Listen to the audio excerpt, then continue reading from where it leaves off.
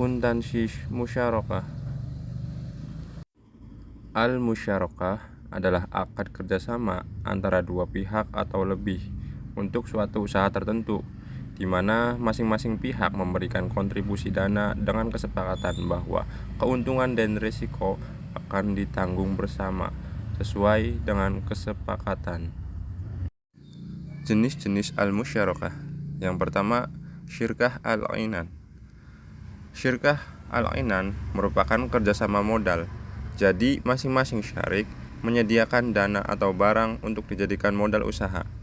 Namun, modal tersebut tidak harus sama dan masing-masing pihak berhak mendapatkan hasil usaha yang dibagi bersama secara proporsional sesuai kesepakatan. Syirkah mufawadoh. Syirkah mufawadoh adalah kontrak kerjasama antara dua orang atau lebih. Setiap pihak akan memberikan suatu porsi dari keseluruhan dana dan ikut berpartisipasi dalam kerja. Dengan begitu, setiap pihak membagi keuntungan dan kerugian secara sama rata. Yang ketiga, syirkah a'mal. Syirkah a'mal adalah kerjasama antara dua orang yang biasanya berprofesi sama untuk mengerjakan sebuah proyek pekerjaan. Masing-masing dari mereka memberikan kontribusi dalam bentuk skill. Kemudian keuntungan yang didapat akan dibagi rata. Yang keempat, syirkah wujuh. Syirkah wujuh adalah kontrak antara dua orang atau lebih yang memiliki reputasi dan wibawa yang baik, serta ahli dalam bidang bisnis. Mereka yang menjalankan syirkah wujuh memberikan barang secara kredit dari suatu perusahaan, lalu menjual barang tersebut secara tunai. Yang terakhir, syirkah al-mudharabah. Syirkah al-mudharabah adalah perikatan kerjasama yang menyertakan dua orang atau lebih untuk mengelola modal, lalu dijadikan usaha yang menghasilkan keuntungan. Karakteristik musyarakah. Yang pertama, para mitra menyediakan dana untuk mendanai suatu usaha tertentu dalam musyarakah. Selanjutnya, mitra mengembalikan dana dan bagi hasil secara bertahap atau sekaligus.